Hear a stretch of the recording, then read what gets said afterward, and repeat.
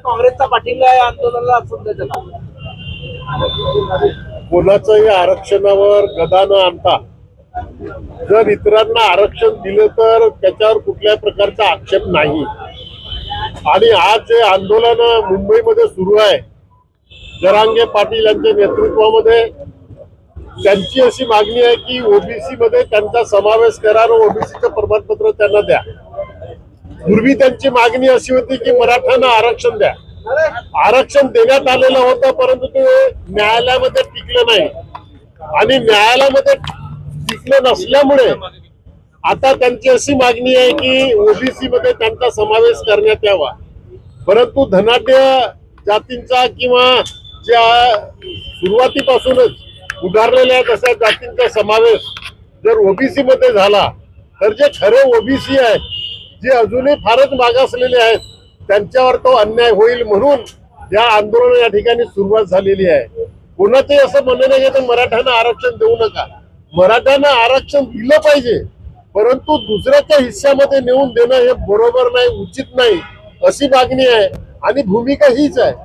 ज्या पद्धतीने धनगर आदिवासी मध्ये आरक्षण मागत होते, एसटी मध्ये आरक्षण मागत होते, त्यांचं पण असं म्हणणं होतं की तुम्ही त्यांना आरक्षण द्या, आम्हाला काय म्हणणं नाही, पण आमच्या हिस्सेदारी करू नका, आमच्या याच्यामध्ये त्यांना घेऊ नका, असं आहे। किंवा दुसऱ्यांना जे आरक्षण अजूनही पूर्ण मिळालेलं नाही, ओबीसींना आरक्षण त्यांच्या लोकसंख्येच्या प्रमाणामध्ये मिळालं पाहिजे, परंतु सुप्रीम कोर्टाने जी 50% आरक्षणावर मर्यादा घालून दिलेली आहे, त्याच्यामुळे त्यांना लोकसंख्येच्या प्रमाणामध्ये आरक्षण मिळत नाही।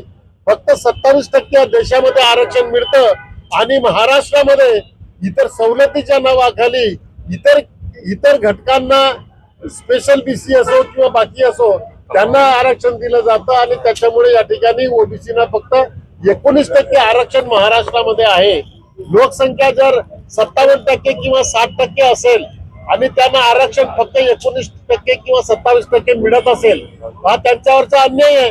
जोपर्यंत 50%ची मर्यादा हटत नाही तोपर्यंत कोणत्याही जातीला किंवा जमातीला आरक्षण देता येणार नाही। या आंदोलनाला पाठिंबा आहे का? या आंदोलनाला माझा पाठिंबा आहे। वैयक्तिक पक्षाची भूमिका अजून झाली नाही, पण पक्षाची भूमिका ही आहे की आरक्षण त्यांची मागणी आहे तर त्यांना देण्यात यावं आरक्षण, परंतु दुसऱ्याच्या याच्यामध्ये नेऊन आरक्षण, दुसऱ्याचा हक्क मारून आरक्षण देण्यात येऊ नये, अशी भूमिका आहे। आणि आमची सुद्धा अशी भूमिका आहे, आरक्षणाला विरोध नाही। राहुल गांधींना तुम्ही भेटणार आहे का? तुम्ही खासदार आहात, राहुल गांधी हे ओबीसीच्या बाजूने आहेत, ओबीसीसाठी आरक्षण मागत आहेत आणि 50%ची मर्यादा जी टाकून दिलेली आहे सुप्रीम कोर्टाने, ती हटविण्यासाठी प्रयत्नशील आहेत।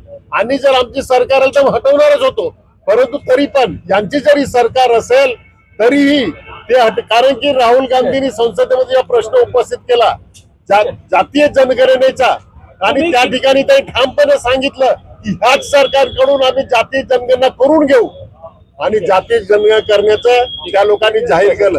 त्याच पद्धतीने 50% मर्यादा हटवण्याचा आमचा आग्रह आहे आणि संसदेमध्ये सुद्धा तो प्रश्न आम्ही उपस्थित करत आहोत आणि करणार आहोत।